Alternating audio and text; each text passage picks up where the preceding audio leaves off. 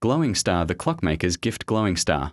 In a small, fog-draped village nestled between rolling hills and ancient forests, there lived an old clockmaker named Elliot. He was known for crafting clocks that not only told time but seemed to whisper secrets, the kind only children and dreamers could hear. Elliot lived alone in a crooked, ivy-covered cottage filled with ticking clocks of every shape and sound. No one remembered when he first arrived in the village, and most adults avoided his shop, calling it peculiar. But the children loved it.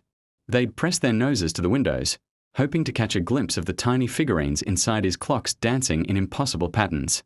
One snowy evening, just before Christmas, a little girl named Lila wandered into Elliot's shop. She had big brown eyes and a worn red coat several sizes too big. She looked around in awe. "Hello," she said shyly. "My mum's sick.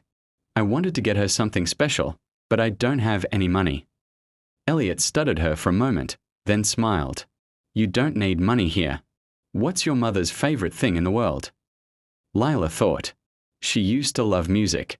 She would hum lullabies even when she was tired. Elliot nodded slowly.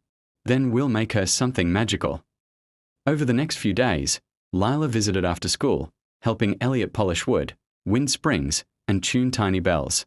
Together, they built a small music clock with silver gears and a glass dome. But Elliot added something extra, a drop of moonlight he kept in a bottle, and a feather from a bird that sang only once every 100 years. As they completed it, he whispered, "This will not only play music, it will carry hope." When Lila gave the clock to her mother on Christmas morning, the moment it chimed, something amazing happened. Her mother sat up in bed, smiled, and began to hum the lullaby again, tears in her eyes.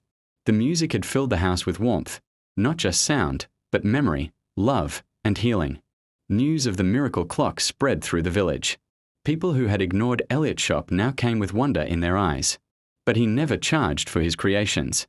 Instead, he simply asked, "What do you love most?" Years later, when Elliot passed peacefully in his sleep, the clocks in his shop all stopped at once. And then, a few seconds later, every single one struck 12 and began to play in harmony. Lila, now grown and a clockmaker herself, kept the shop open. She still asked the same question to each visitor, and she still believed in feathers, moonlight, and the kind of magic that comes from making something with love. The end.